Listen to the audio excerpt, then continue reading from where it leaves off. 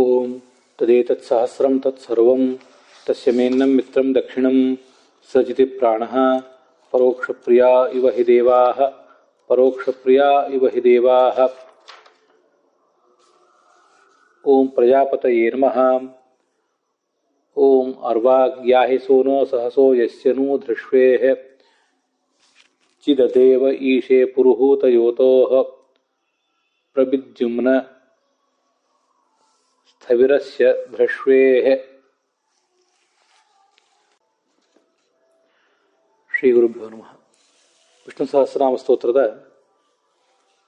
202ನೇ ಪ್ರಜಾಪತಿ ಎಂಬ ನಾಮ ಮತ್ತು ಅದಕ್ಕೆ ಸಂಬಂಧಿಸಿದ ಬೃಹತಿ ಮಂತ್ರ ಇದೆಲ್ಲವನ್ನೂ ಕೂಡ ಈ ಹಿಂದೆ ನಾವು ನೋಡಲಿಕ್ಕೆ ತೊಡಗಿದ್ದೀವಿ. ಮೂಲ ಋಗ್ವೇದದ ಮಂತ್ರಗಳಿಗೆ ಸಾಯಣಾಚಾರ್ಯರು, ಭಗವಂತಾಚಾರ್ಯರು ಮೊದಲಾದವರು ಹೇಳಿದಂತಹ ಅರ್ಥಗಳನ್ನು ಕೂಡ ನೋಡಿದ್ದೀವಿ. ಮತ್ತು ಸಂಪಾದಿತವಾದ ಬೃಹತಿ ಮಂತ್ರಕ್ಕೆ ರಘುನಾಥ ಸ್ವಾಮಿಗಳು ಹೇಳಿದಂಥ ಅರ್ಥ, ಆ ಬಳಿಕ ಅದಕ್ಕೆ ನಾನು ಮಾಡಿಕೊಂಡಿರುವಂಥ ಅರ್ಥ, ಇದೆಲ್ಲವನ್ನು ಕೂಡ ನೋಡಿದ್ದೇವೆ.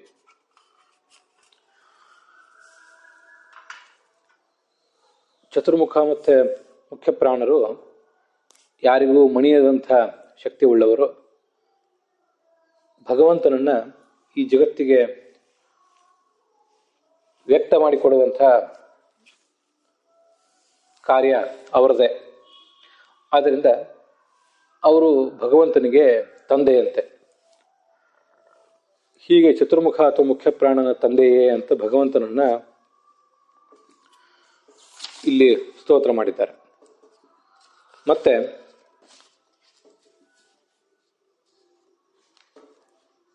ನೀನು ಅನೇಕ ಶಾಸ್ತ್ರಗಳ ಮೂಲಕವಾಗಿ ಅನೇಕ ರೀತಿಯಿಂದ ಶಾಸ್ತ್ರಜ್ಞರಿಂದ ಸ್ತುತ್ಯನಾಗಿದ್ದೆ. ಬಹಳ ಪ್ರಕಾಶವುಳ್ಳಂಥ ಶತ್ರುಗಳನ್ನು ನಾಶ ಮಾಡುವಂಥವನು ನೀನು. ನಿನ್ನ ಗುಣ, ಕರ್ಮ, ಶಕ್ತಿಗಳು ಮೊದಲಾದದ್ದೇನಿದೆ ಅದರಿಂದ ಬೇರ್ಪಡಿಸಲಿಕ್ಕೆ ಯಾರಿಗೂ ಕೂಡ ಆಗೋದಿಲ್ಲ ಅಂತ ಅದರ ಅರ್ಥ. ಅಂಥ ನೀನು ನನಗೆ ಅಭಿಮುಖನಾಗಿ ಬರಬೇಕು. ಇದನ್ನೆಲ್ಲ ಅಲ್ಲಿ ನೋಡಿದ್ದೇವೆ. ಚತುರ್ಮುಖ ಮತ್ತು ಸರಸ್ವತಿಯರು ಇವರಿಬ್ಬರು ಕೂಡ ಹಾಗೆ ಮುಖ್ಯ ಪ್ರಾಣ ಮತ್ತು ಭಾರತಿ ಇವರಿಬ್ಬರು ಭಗವಂತನಿಗೆ ಹೇಗೆ ತಂದೆ ತಾಯಂದಿರು ಅನ್ನೋದನ್ನೆಲ್ಲ ಬೇರೆ ಬೇರೆ ರೀತಿಯಾದ ಋಗ್ವೇದದಲ್ಲಿ ಬರುವ ವಾಕ್ಯಗಳು, ಐತರೇಯ ಉಪನಿಷತ್ತಿನಲ್ಲಿ ಬರುವ ವಾಕ್ಯಗಳು, ಪವಮಾನ ಸೂಕ್ತದಲ್ಲಿ ಬರುವಂಥ ವಾಕ್ಯಗಳು, ಇವೆಲ್ಲದರ ಮೂಲಕವಾಗಿ ನಾವು ನೋಡಿದ್ದೀವಿ.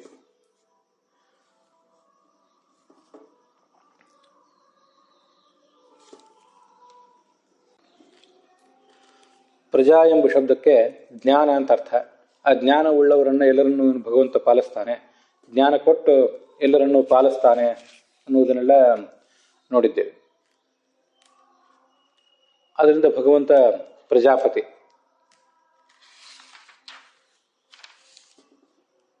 ಆ ಪ್ರಜಾಪತಿ ಆದ ಭಗವಂತ ನಮ್ಮೆಲ್ಲರನ್ನೂ ಕೂಡ ಕಾಪಾಡಬೇಕು. ಅವನು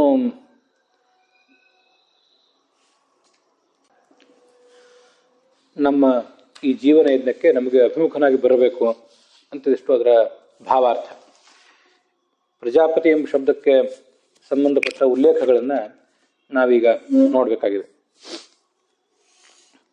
ಛಾಂದೋಗ್ಯ ಉಪನಿಷತ್ತಿನಲ್ಲಿ 2ನೇ ಅಧ್ಯಾಯ ಅಲ್ಲಿ 1ನೇ ಭಾಗ, ಅಲ್ಲಿ 9ನೇ ಮಂತ್ರ ಒಂದು ಹೀಗೆ ಬಂದಿದೆ. ಆ ಮಂತ್ರದಲ್ಲೇನೂ ಸ್ಪಷ್ಟವಾಗಿ ಬಂದಿಲ್ಲ, ಅದರ ಭಾಷ್ಯದಲ್ಲಿ ನಾವು ಈ ಸಂಗತಿಗಳನ್ನೆಲ್ಲ ನೋಡಬಹುದು. ಅನಿರುದ್ಧಾಶ್ರಯತ್ವಾತ್ ಗರ್ಭಾಣಾಂ ಪಿತುಃ ಶರೀರಾದನ್ಯತ್ರ ಪ್ರತಿಹೃತಾಃ ಅಪಿ ನ ವಿನಶ್ಯಂತಿ ವರ್ಧಂತೆ ಚ ತತ್ರೈವ ಅನ್ಯದ್ದಿ ಭುಕ್ತಂ ಜೀರ್ಯತ ಏವ ಧಾತಾ ಗರ್ಭಂ ದಧಾತು ತೇ ಇತಿ ಚ ಶ್ರುತಿಃ. ಧಾತಾ ಹಿ ಭಗವಾನ್ ಅನಿರುದ್ಧಃ ವಿಷ್ಣು ತ್ವಷ್ಟಾ ಪ್ರಜಾಪತಿ ಧಾತಾ ಇತಿ ಚತುರ್ಮೂರ್ತಯಃ ಈ ಉಚ್ಯಂತೆ ಅಂತಿದು ಆ ಛಾಂದೋಗ್ಯ ಭಾಷ್ಯದ ವಾಕ್ಯ. ಮತ್ತು ಆಚಾರ್ಯರು ಅಲ್ಲೊಂದು ಬೇರೆ ಒಂದು ಗ್ರಂಥದಿಂದ ಕೆಲವು ಶ್ಲೋಕಗಳನ್ನು ಕೂಡ ಉದ್ಧರಿಸ್ತಾರೆ. ಗರ್ಭದಲ್ಲಿ ಇರುವಂಥ ಜೀವ ಅನಿರುದ್ಧನನ್ನು ಯಾವತ್ತೂ ಕೂಡ ಆಶ್ರಯಿಸ್ಕೊಂಡಿರ್ತಾನೆ. ಆದ್ದರಿಂದ ತಂದೆ ಶರೀರದಿಂದ ತಾಯಿ ಶರೀರಕ್ಕೆ ಅವನು ಬರ್ತಾನಲ್ಲ ರೇತಸ್ಸಿನ ಮೂಲಕ, ಆವಾಗಲೂ ಅವನು ನಾಶ ಆಗೋದಿಲ್ಲ. ತಾಯಿ ಶರೀರದಲ್ಲಿ ಅವನು ಬೆಳಿತಾನೆ. ಇದರಲ್ಲಿ ಶಕ್ತಿ ಯಾರ್ದು? ತಂದೆಯ ಶಕ್ತಿಯೋ ತಾಯಿಯ ಶಕ್ತಿಯೋ? ಯಾರ್ದೂ ಅಲ್ಲ. ತಾಯಿ ಏನನ್ನಾದರೂ ಪದಾರ್ಥವನ್ನ ಮುಖದ ಮೂಲಕ ಓರಲಿ ತಿಂದರೆ ಅವೆಲ್ಲವೂ ಜೀರ್ಣ ಆಗಿ ಹೋಗ್ತದೆ. ಆದರೆ ಅವಳೇ ತನ್ನ ಗಂಡನ ತೇಜಸ್ಸನ್ನ ಸ್ವೀಕಾರ ಮಾಡಿದರೆ ಅದು ಜೀರ್ಣ ಆಗೋದಿಲ್ಲ, ಒಂದು ಹೊಸ ಪದಾರ್ಥವಾಗಿ ಬೆಳೀತದೆ.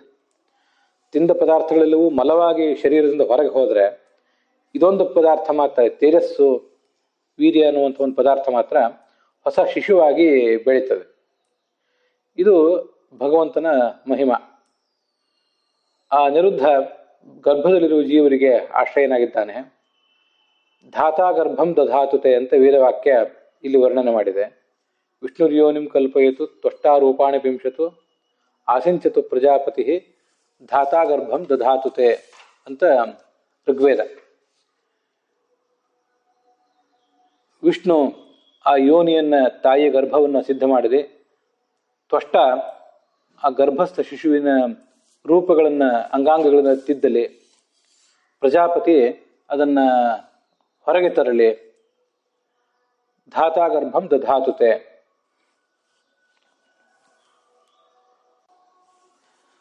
ಧಾತ ಆ ಗರ್ಭಸ್ಥ ಶಿಶುವಿಗೆ ಆಶ್ರಯನಾಗಲಿ ಅಂತ ಹೀಗೆ ಅದರ ತಾತ್ಪರ್ಯ.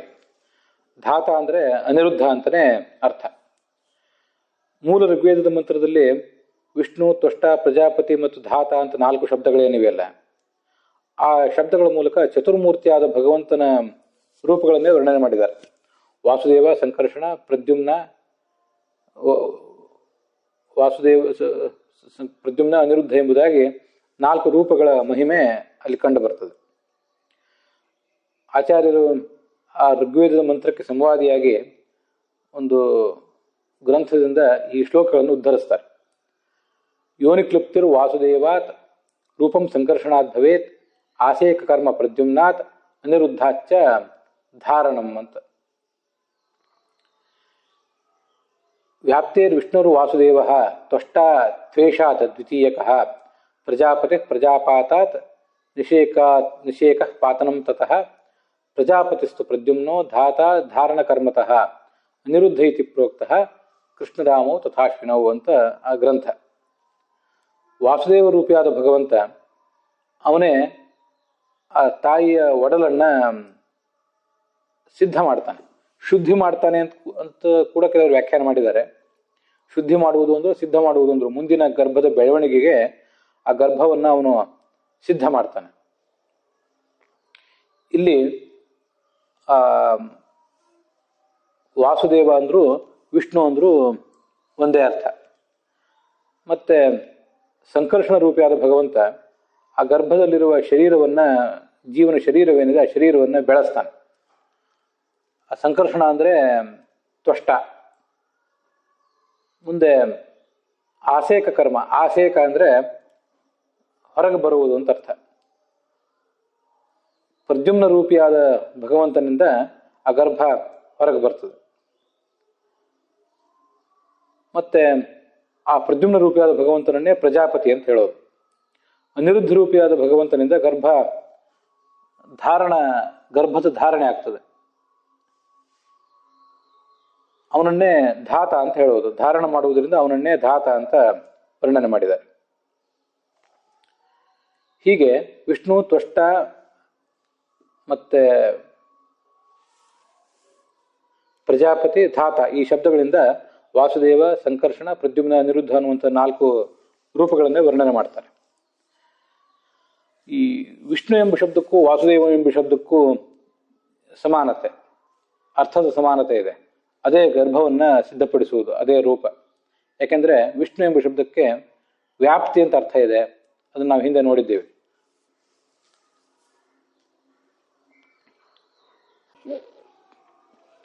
ಹರಿವಂಶದಲ್ಲೂ ಕೂಡ ವ್ಯಾಪ್ಯ ಸರ್ವಾನಿಮಾನ್ ಲೋಕಾನ್ ಯಥಸ್ಥಿತ ಸರ್ವತ್ರ ಕೇಶವ ತತಶ್ಚ ವಿಷ್ಣುನಾಮಾಸಿ ಧಾತೋರ್ ವ್ಯಾಪ್ತೇಶ್ಚ ದರ್ಶನಾತ್ ಅಂತ ಬಂದಿದೆ.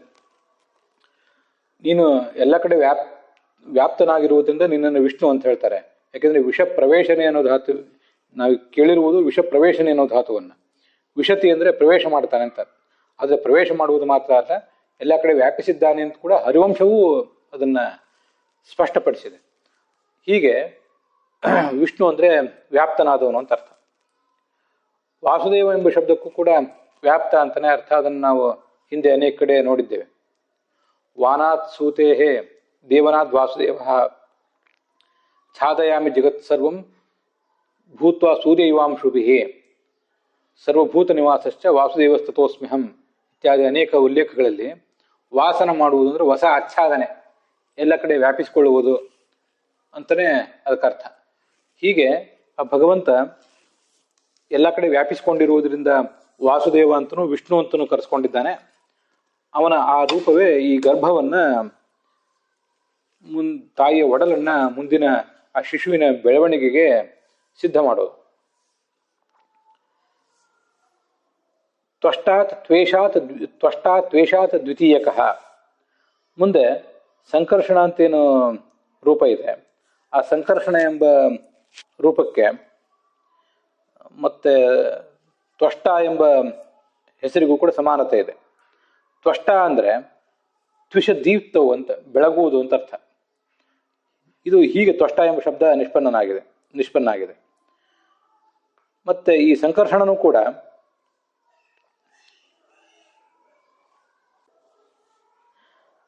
ಪ್ರಕಾಶಮಾನನೇ ಆದ್ದರಿಂದ ಆತನನ್ನ ಸಂಕರ್ಷಣ ಅಂತ ಹೇಳ್ತಾರೆ. ಅವನ ಪ್ರಕಾಶದಿಂದಲೇ ಎಲ್ಲರನ್ನು ಸೆಳೆಯುವವನು ಅಂತ ಅದರ ತಾತ್ಪರ್ಯ ನಾವು ತಿಳ್ಕೋಬಹುದು. ಪ್ರಜಾಪತಿ ಪ್ರಜಾಪಾತಾತ್.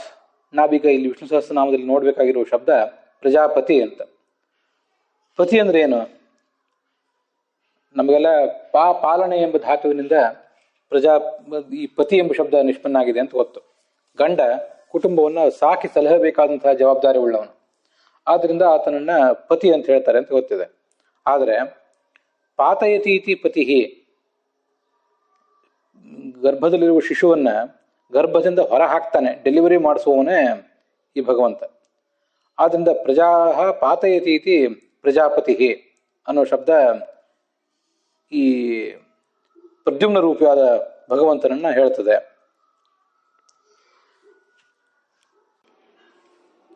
ಹೀಗೆ ಪ್ರಜಾಪತಿ ಎಂಬ ಶಬ್ದಕ್ಕೂ ಪ್ರದ್ಯುಮ್ನ ಎಂಬ ಶಬ್ದಕ್ಕೂ ಸಮಾನವಾದ ಅರ್ಥ. ಪತನ ಎಂಬ ಅರ್ಥದಲ್ಲಿ ಪತಿ ಅಂತಾಗಿರುವುದು ಹೊಸದೇನಲ್ಲ. ಪಾತನಾತ್ ಪತಿಪತ್ನಿತ್ವ ಶಬ್ದ ಪತಿಪತ್ನಿ ಇತಿ ಶಬ್ದ ಏನೋ ರಜಾಯತ ಅಂತ ಬೃಹದಾರಣ್ಯಕ ಉಪನಿಷತ್ತಿನಲ್ಲಿ ಪತಿ ಮತ್ತು ಪತ್ನಿ ಅಂತ ಕರೆಸ್ಕೊಂಡ್ರೆ ಹೇಗೆ ಗಂಡ ಹೆಂಡತಿ ಮತ್ತು ಚತುರ್ಮುಖ ಸರಸ್ವತಿಯರು ಅನ್ನೋದನ್ನು ವರ್ಣನೆ ಮಾಡಿದ್ದಾರೆ. ಪಾಲನೆ ಮಾಡುವುದರಿಂದ ಪ್ರಸಿದ್ಧವಾದ ಅರ್ಥ ಅಷ್ಟೇ ಅಲ್ಲ, ಪಾತನಾಥ್ ಬಿದ್ದರಿಂದ ಅವರಿಬ್ಬರನ್ನ ಪತಿ ಮತ್ತು ಪತ್ನಿ ಅಂತ ಹೇಳ್ತಾರೆ ಅಂತ ಬಂದಿದೆ.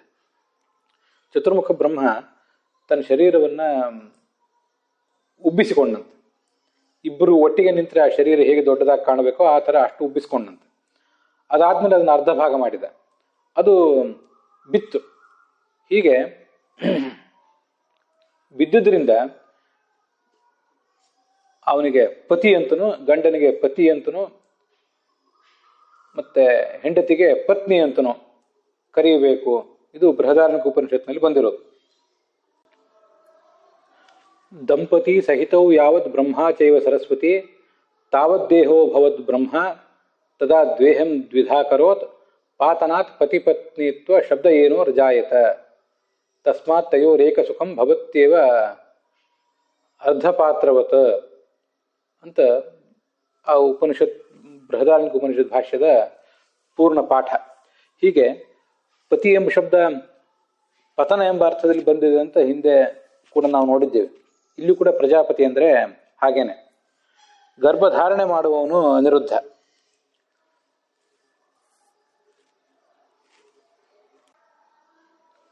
ಅವನನ್ನೇ ಧಾತ ಎಂಬುದಾಗಿ ಮೂಲ ಋಗ್ವೇದದ ಮಂತ್ರ ವರ್ಣನೆ ಮಾಡಿದೆ. ಡುಧಾನ್ಯ ಧಾರಣ ಪೋಷಣೆಯು ಅನ್ನೋ ಧಾತುವಿನಿಂದ ಪೋಷಣೆ ಮಾಡುವವನು ಅನ್ನೋ ಅರ್ಥದಲ್ಲಿ ಅವನೇ ಧಾತ. ಅದನ್ನು ಹೀಗೆ ವ್ಯಾಖ್ಯಾನವನ್ನು ಹಿಗ್ಗಿಸಿದರೆ ಅನಿರುದ್ಧ, ಗರ್ಭದ ಬೆಳವಣಿಗೆಗೆ ಯಾವುದೇ ರೀತಿಯಾದ ನಿರೋಧ ಅಡೆತಡೆಗಳನ್ನು ನಿವಾರಿಸಿ ಅದು ಬೆಳೆಯುವಂತೆ ಮಾಡುವವನು ಇವನು ಅಂತ ಅರ್ಥ. ಹೀಗೆ ಪ್ರದ್ಯುಮ್ನ ರೂಪಿಯಾದಂಥ ಭಗವಂತ ಕೇವಲ ಆ ಗರ್ಭಸ್ಥ ಶಿಶುವನ್ನು ಹೊರಹಾಕುವುದರ ಮೂಲಕ ಮಾತ್ರ ಪ್ರಜಾಪತಿ ಅಂತ ಕರೆಸ್ಕೊಂಡಿದ್ದಾನೆ ಅಷ್ಟು ಮಾತ್ರ ಅಲ್ಲ, ಅದನ್ನು ನಾವಿಲ್ಲಿ ನೋಡಿದ್ದು. ಆದರೆ ಆ ಪ್ರದ್ಯುಮ್ನ ರೂಪಿಯಾದ ಭಗವಂತನೇ ಪ್ರಜಾಪತಿ ಅಂತ ಮತ್ತೊಂದು ಅರ್ಥದಲ್ಲಿ ಕೂಡ ಕರೆಸ್ಕೊಂಡಿದ್ದಾನೆ. ಅದು ನಮಗೆ ಈ ಬೃಹತಿ ಮಂತ್ರಕ್ಕೆ ಸಂಬಂಧಪಟ್ಟಿದೆ. ಪ್ರಜಾ ಎಂಬ ಶಬ್ದಕ್ಕೆ ಜ್ಞಾನ ಅಂತ ಅರ್ಥ ಇದೆ ಅಂತ ನಾನು ಈಗಾಗಲೇ ಹೇಳಿದೆ ಐತರಿ ಉಪನಿಷತ್ ಭಾಷ್ಯದ ಆಧಾರದಿಂದ. ಆದ್ದರಿಂದ ಪ್ರಜಾಪತಿ ಅಂದರೆ ಆ ಜ್ಞಾನವನ್ನು ಹೊರಹಾಕುವವನು. ಪ್ರಜಾಂ ಜ್ಞಾನಂ ಪಾತಯತಿ ಇತಿ ಪ್ರಜಾಪತಿ.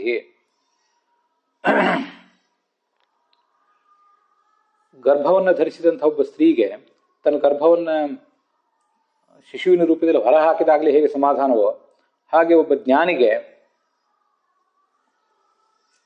ತನ್ನಲ್ಲಿರುವಂಥ ಜ್ಞಾನವನ್ನು ಇನ್ನೊಬ್ಬರಿಗೆ ಕೊಟ್ಟಾಗಲೇ, ಇನ್ನೊಬ್ಬರಿಗೆ ತಿಳಿಸಿಕೊಟ್ಟಾಗಲೇ, ಉಪದೇಶದ ಮೂಲಕ ಕೊಟ್ಟಾಗಲೇ ಅವನಿಗೆ ಸಮಾಧಾನ ಆಗ್ತದೆ.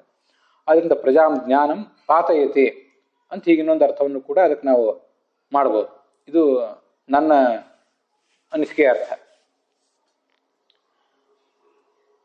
ಮತ್ತೆ ಪ್ರದ್ಯುಮ್ನ ಅಂದರೂ ಅದೇ ಅರ್ಥ. ಈ ಉಪನಿಷತ್ ಭಾಷ್ಯದಲ್ಲಿ ದ್ಯುಮ್ನೋ ದ್ಯುತಿಸ್ವರೂಪತ್ವಾತ್, ಪರಮಾತ್ಮನನ್ನ ದ್ಯುಮ್ನ ಅಂತ ಹೇಳ್ತಾರೆ. ಯಾಕೆಂದ್ರೆ ದ್ಯುತಿಸ್ವರೂಪ, ಬೆಳಕಿನ ಸ್ವರೂಪ ಆದ್ದರಿಂದ ಅಂತ.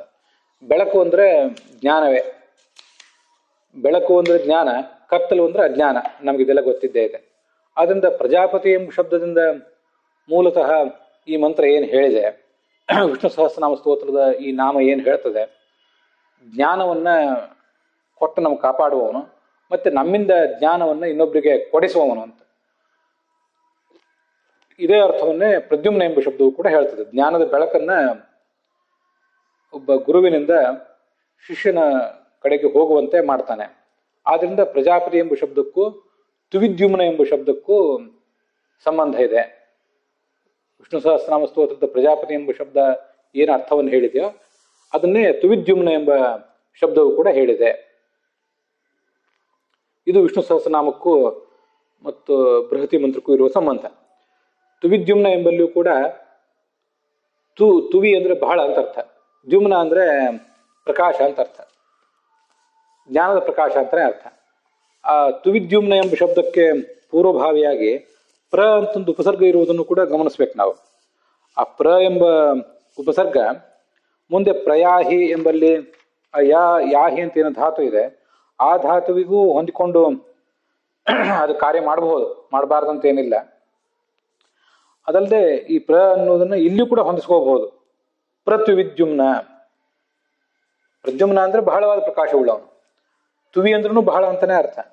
ಪ್ರ ಮತ್ತು ತುವಿ ಅಂತ ಎರಡನ್ನೂ ಸೇರಿಸಿದಾಗ ಬಹಳವಾದ ಸುಖವುಳ್ಳವನು ಅಂತ ಅರ್ಥ ಆಗ್ತದೆ.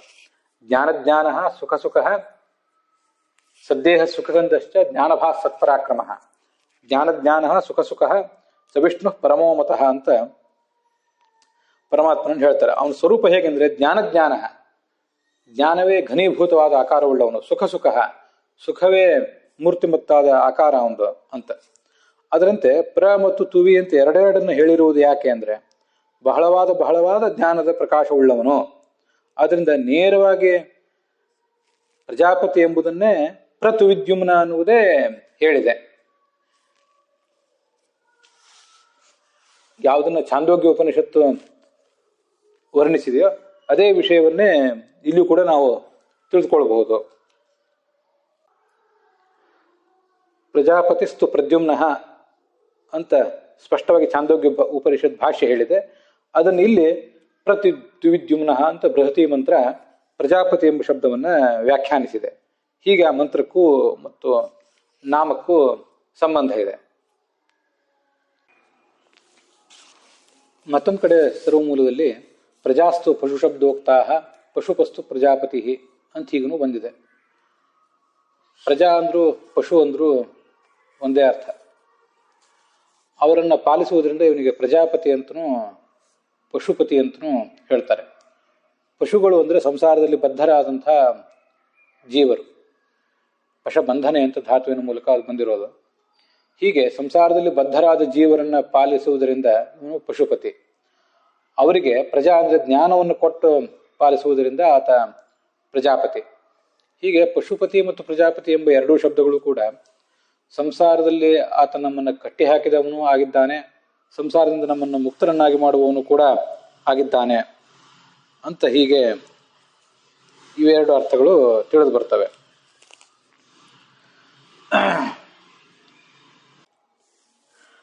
ಪ್ರಜಾಪತಿ ಎಂಬ ಶಬ್ದವನ್ನು ಬೇರೊಂದು ರೀತಿಯಾಗಿ ಕೂಡ ನಾವು ವ್ಯಾಖ್ಯಾನಿಸಬಹುದು.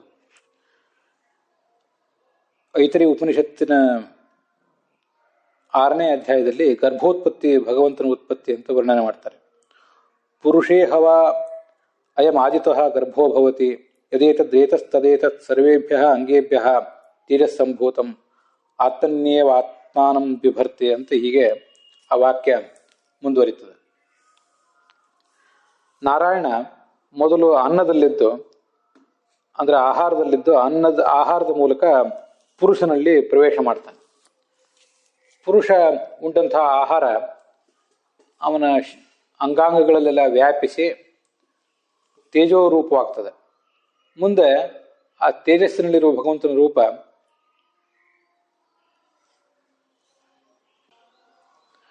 ಮತ್ತು ಪುರುಷನಲ್ಲಿರುವ ಭಗವಂತನ ರೂಪ ಎರಡೂ ಕೂಡ ಏಕೀಭವಿಸ್ತವೆ.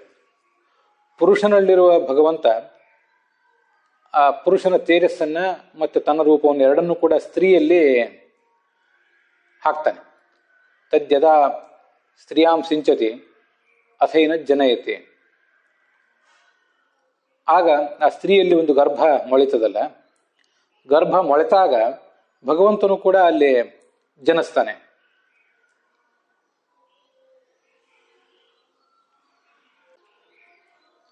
ತದಸ್ಯ ಪ್ರಥಮಂ ಜನ್ಮ ಭಗವಂತನ ಮೊದಲ ಜನ್ಮ ಅದು. ಸಾ ಅಸ್ಯ ಏತಮಾತ್ಮಾನಂ ಅತ್ರ ಗತಂ ಭಾವಯತಿ. ಗರ್ಭದಲ್ಲಿರುವ ತನ್ನ ಶಿಶುವನ್ನ ಅವಳು ನೋಡಿ ಸಂತೋಷ ಪಡ್ತಿರ್ತಾಳೆ, ಆಧರಿಸ್ತಾಳೆ, ಒಳಗೆ ಮಗುವಿದೆ ಅಂತ. ವಾಸ್ತವಿಕವಾಗಿ ಆ ಮಗುವಿನ ಒಳಗೆ ಭಗವಂತ ಇರ್ತಾನೆ.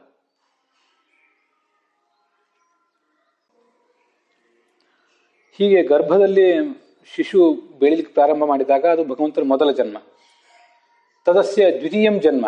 ಮುಂದೆ ಆ ಗರ್ಭಸ್ಥ ಶಿಶು ಹೊರಗೆ ಬರ್ತದಲ್ಲ, ಪ್ರಜಾಪತಿ ಎಂಬ ಶಬ್ದ ವಾಚ್ಯನಾದ ಪ್ರದ್ಯುಮ್ನ ಅನುಗ್ರಹದಿಂದ ಹೊರಗೆ ಬರ್ತದಲ್ಲ, ಆಗ ಅದು ಕೇವಲ ಮಗುವಿನ ಜನನ ಮಾತ್ರ ಅಲ್ಲ, ಭಗವಂತನಿಗೂ ಅದೊಂದು ಜನ್ಮ.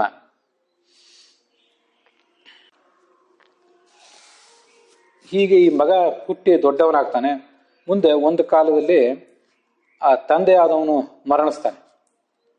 ತಂದೆಯಾದವನು ಮರಣಿಸಿದಾಗ ಆ ತಂದೆಯಲ್ಲಿರುವ ಭಗವಂತನ ರೂಪ ಆ ಪಿತೃಜೀವನ ಜೊತೆಗೆ ಮತ್ತೊಂದು ಕಡೆಯಲ್ಲಿ ಹೋಗ್ತದೆ. ಆ ಪಿತಾ ಮತ್ತೊಂದು ಕಡೆ ಹುಟ್ಟುತ್ತಾನೆ. ಸತ್ತವರೆಲ್ಲರೂ ಕೂಡ ಹುಟ್ಟಲೇಬೇಕು ಮೋಕ್ಷ ಆಗುವವರೆಗೆ, ನಮಗಿದು ಗೊತ್ತಿದೆ. ಅಲ್ಲಿ ಈ ಭಗವಂತನು ಕೂಡ ಆ ತಂದೆಯ ಜೊತೆಗೆ ಮತ್ತೆ ಹುಟ್ಟುತ್ತಾನೆ. ಅದು ಭಗವಂತನಿಗೆ ಮೂರನೇ ಜನ್ಮ.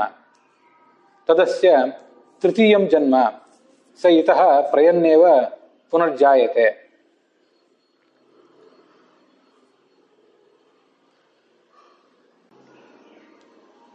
ಹೀಗೆ ಮಗ ತಂದೆ ಇವರಲ್ಲೆಲ್ಲ ಭಗವಂತ ಒಟ್ಟು 3 ಜನ್ಮಗಳನ್ನು ಪಡಿತಾನೆ. ಅದರಿಂದ ಭಗವಂತನು ಪ್ರಜನೆ, ಆದರೆ ಅವನಿಗೆ ಯಾವುದೇ ವಿಕಾರ ಇಲ್ಲ.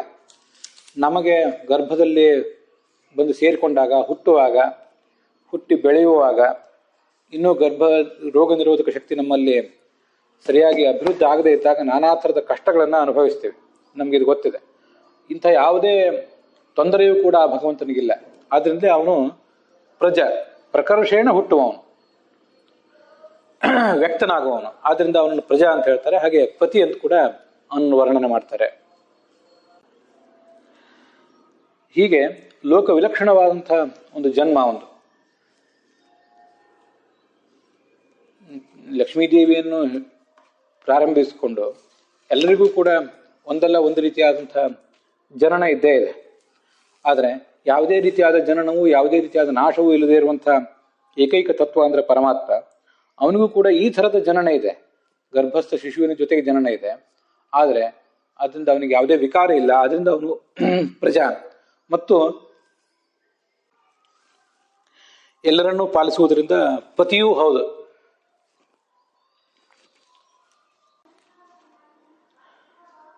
ಲಕ್ಷಾಲಂಕಾರ ಇಲ್ಲೊಂದು ಒಳ್ಳೆಯ ಅರ್ಥವನ್ನು ಹೇಳಿದೆ. ಪ್ರಜಾಸು ಅಪತಿಹಿ ಅಂತ. ನಾವೆಲ್ಲ ಪ್ರಜೆಗಳು. ನಮಗೆಲ್ಲರಿಗೂ ಕೂಡ ಒಬ್ಬಲ್ಲ ಒಬ್ಬ ಒಡೆಯ ಇದ್ದಾನೆ, ಮೇಲಧಿಕಾರಿ ಇದ್ದಾನೆ, ನಮ್ಮ ನಿಯಂತ್ರಿಸುವವನಿದ್ದಾನೆ. ಆದರೆ ಈ ಭಗವಂತನಿಗೆ ಮಾತ್ರ ಯಾವುದೇ ಒಡೆಯನೂ ಇಲ್ಲ. ಪ್ರಜಾಸು ಅಪತಿಹಿ ನವಿದ್ಯತೆ ಪತಿಹಿ ಯಶ ಸಹ ಅಪತಿಹಿ. ಆದ್ರಿಂದ ಅವನನ್ನ ಪ್ರಜಾಪತಿ ಅಂತ ಹೀಗೆ ಹೇಳಬೇಕು. ಇದು ಲಕ್ಷಾಲಂಕಾರದಲ್ಲಿ ಬಂದಿರುವಂಥ ಒಂದು ಸುಂದರವಾದ ಅರ್ಥ. ಶಂಕರಾಚಾರ್ಯರ ದೃಷ್ಟಿಯಲ್ಲಿ ಪ್ರಜೆಗಳಿಗೆ ಒಡೆಯನಾದವನು ಅಂತ ಅರ್ಥ. ಪರಾಶರ ಭಟ್ರ ವ್ಯಾಖ್ಯಾನದಲ್ಲಿ ಬ್ರಹ್ಮನೇ ಮೊದಲಾದ ಪ್ರಜೆಗಳಿಗೆಲ್ಲ ನಾಯಕ ಅಂತ ಅರ್ಥ. ನೈಮಿತ್ತಿಕೇತು ಯಾ ಸೃಷ್ಟಾ ಪ್ರಜಾ ಬ್ರಹ್ಮಮುಖಾಸ್ತಥಾ ತೇಷಾಂ ಚೈವ ಪತಿಸ್ವಾಮಿ ಪ್ರಜಾಪತಿ ರಿಹೋಚ್ಯತೆ ಅಂತ. ಸತ್ಯಸಂಧ ಸ್ವಾಮಿಗಳ ದೃಷ್ಟಿಯಲ್ಲಿ ಪ್ರಜೆಗಳಿಗೆಲ್ಲರಿಗೂ ಪತಿಯಾದವನು, ಶ್ರೇಷ್ಠವಾದಂಥ ಜಪ ಇತ್ಯಾದಿಗಳನ್ನು ಯಾರು ಮಾಡ್ತಾರೆ, ಜಪ ಸ್ತುತಿ ಧ್ಯಾನ ಇತ್ಯಾದಿಗಳು, ಅವರಿಗೆ ಆನಂದವನ್ನು ಕೊಡುವವನು ಅಂತ ಒಂದು ಸುಂದರವಾದ ಅರ್ಥವನ್ನು ಸತ್ಯಸಂಧ ಸ್ವಾಮಿಗಳು ಹೇಳ್ತಾರೆ. ಪ್ರಕೃಷ್ಟ ಜಾಪ ಸ್ತುತಿ ಧ್ಯಾನಂ ವಾ. ನಾವು ಮಾಡುವ ಗಾಯತ್ರಿ ಮೊದಲಾದ ಜಪಗಳು, ಸ್ತೋತ್ರಗಳು, ನಾವು ಮಾಡುವಂಥ ಧ್ಯಾನ, ಇವರೇ ಇದನ್ನೆಲ್ಲ ಮಾಡುವಂಥ ಸಾಧಕರನ್ನ ಪ್ರಜಾಪರು ಅಂತ ಹೇಳಬೇಕು. ಅವರಿಗೆ ತಿ ಅಂದರೆ ಆನಂದವನ್ನು ಕೊಡುವಂಥವನು. ಆದ್ದರಿಂದ ಅವನನ್ನು ಪ್ರಜಾಪತಿ ಅಂತ ಹೇಳಬೇಕು.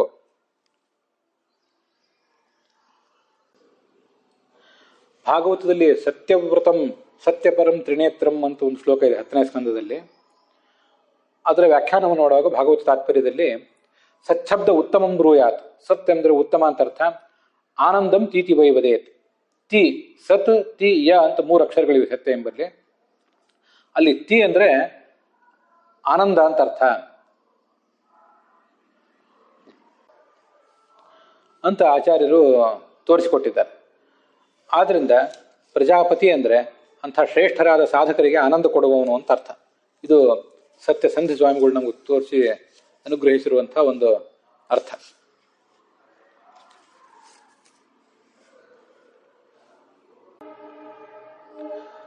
ಪ್ರಜಾಪತಿ ಎಂಬ ಶಬ್ದ ನಮಗೆ ಹೀಗೆ ತುಂಬ ಮಹತ್ವದ ಸಂದೇಶವನ್ನು ಕೊಡುವಂಥ, ಸಾಧನೆಯಲ್ಲಿ ಬಹಳ ಮುಖ್ಯವಾದ ಪಾತ್ರವನ್ನು ವಹಿಸುವಂಥ ಒಂದು ನಾಮ. ನಾವು ಸೃಷ್ಟಿಗೆ ಬಂದಾಗಿನಿಂದಲೂ ಮುಕ್ತಿಗೆ ಹೋಗುವವರೆಗೂ ಭಗವಂತ ನಮ್ಮನ್ನು ಹೇಗೆ ಕೈ ಹಿಡಿದು ನಡೆಸ್ತಾನೆ ಅನ್ನೋದನ್ನು ಅದು ತೋರಿಸ್ತದೆ. ಮತ್ತೆ ನಮ್ಮ ತಾಯಿಯ ಗರ್ಭವನ್ನು ಗರ್ಭಧಾರಣೆಗೆ ಸಿದ್ಧ ಮಾಡಿ, ಅಲ್ಲಿ ಗರ್ಭಸ್ಥ ಶಿಶುವಿನ ರೂಪ ಮೊಳೆಯುವಂತೆ ಮಾಡಿ, ಆ ರೂಪವನ್ನು 9 ತಿಂಗಳು ಸ್ಥಿರವಾಗಿ ಇರುವಂತೆ ಮಾಡಿ, ಕೊನೆಗೆ ಅದನ್ನು ಹೊರಹಾಕುವವನು ಭಗವಂತನೇ. ಹೊರಹಾಕುವವನಾದ್ರಿಂದ ಅವನು ಪ್ರಜಾಪತಿ. ಮತ್ತೆ ಅವನು ಪ್ರದ್ಯುಮ್ನೂ ಹೌದು. ಪ್ರದ್ಯುಮ್ನ ರೂಪದಿಂದಲೇ ಹೊರಹಾಕುವವನು. ತಾಯಿಯ ರೂಪದಿಂದ, ತಾಯಿಯ ಗರ್ಭದಿಂದ ನಮ್ಮನ್ನು ಹೊರಹಾಕಿದ್ದಷ್ಟೇ ಅಲ್ಲದೇನೆ ನಮಗೆ ಜ್ಞಾನದ ಹುಟ್ಟನ್ನು ಕೊಡುವಂಥವನು. ಜ್ಞಾನದ ಬೆಳಕನ್ನ ನಮ್ಮ ಮೇಲೆ ಬೀರಿ, ಜ್ಞಾನದ ದ್ಯುಮ್ನ ಅಂದ್ರೆ ಬೆಳಕು, ಅದನ್ನು ನಮ್ಮ ಮೇಲೆ ಬೀರಿ ನಮ್ಮ ಅಜ್ಞಾನವನ್ನ ಕಳೆದವನು. ಪ್ರಜಾ ಅಂದ್ರೂ ಜ್ಞಾನ ಅಂತಾನೆ ಅರ್ಥ, ದ್ಯುಮ್ನ ಅಂದ್ರೂ ಜ್ಞಾನದ ಬೆಳಕು ಅಂತಾನೆ ಅರ್ಥ.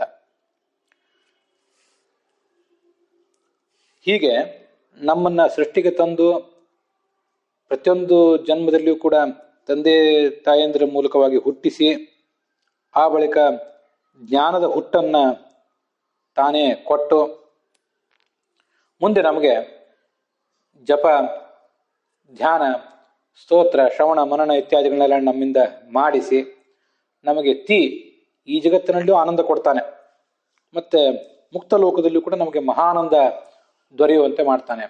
ಆ ಕಾರಣದಿಂದ ಆತನನ್ನ ಪ್ರಜಾಪತಿ ಎಂಬುದಾಗಿ ಧ್ಯಾನಿಸಬೇಕು ಅಂತ ಈ ಎಲ್ಲ ವ್ಯಾಖ್ಯಾನಗಳಿಂದ ತಿಳಿದು ಬರ್ತದೆ. ನಡುವೆ ನಡುವೆ ನನ್ನ ವ್ಯಾಖ್ಯಾನಗಳನ್ನು ಕೂಡ ಸೇರಿಸ್ಕೊಂಡಿದ್ದೇನೆ. ಬೃಹತಿ ಮಂತ್ರದಲ್ಲೇ ಕೇವಲ ಭಗವಂತನ ಸ್ತೋತ್ರ ಮಾತ್ರ ಅಲ್ಲ, ಭಗವಂತನ ಭಕ್ತರಾದ ಚತುರ್ಮುಖ ಸರಸ್ವತಿಯರ ಪ್ರಾಣ ಭಾರತೀಯರ ಸ್ತೋತ್ರ ಕೂಡ ಬಂದಿದೆ. ಅವರು ತಮ್ಮ ತಂದೆಯಾದ ಭಗವಂತನಿಗೂ ತಂದೆ ತಾಯಂದಿರಾಗಿದ್ದಾರೆ, ಅವನ ಜ್ಞಾನವನ್ನು ನಮಗೆ ಕೊಡ್ತಾರೆ ಅಂತ. ಭಗವಂತ ಹೀಗೆ ನಮಗೆ ಜ್ಞಾನವನ್ನು ಕೊಡುವಾಗ ಪ್ರಾಣ ಭಾರತೀಯರ ಮೂಲಕ ಚತುರ್ಮುಖ ಸರಸ್ವತಿಯರ ಮೂಲಕ ನಮಗೆ ಜ್ಞಾನವನ್ನು ಕೊಟ್ಟು ನಮ್ಮನ್ನು ಉದ್ಧರಿಸ್ತಾನೆ ಅಂತ ಅದರ ಒಟ್ಟು ಮಂತ್ರದ ಮತ್ತು ನಾಮದ ಭಾವಾರ್ಥ ಆಗ್ತದೆ. ಅಲ್ಲಿಗೆ ಈ ಭಾಗ ಸಮಾಪ್ತವಾಗಿದೆ.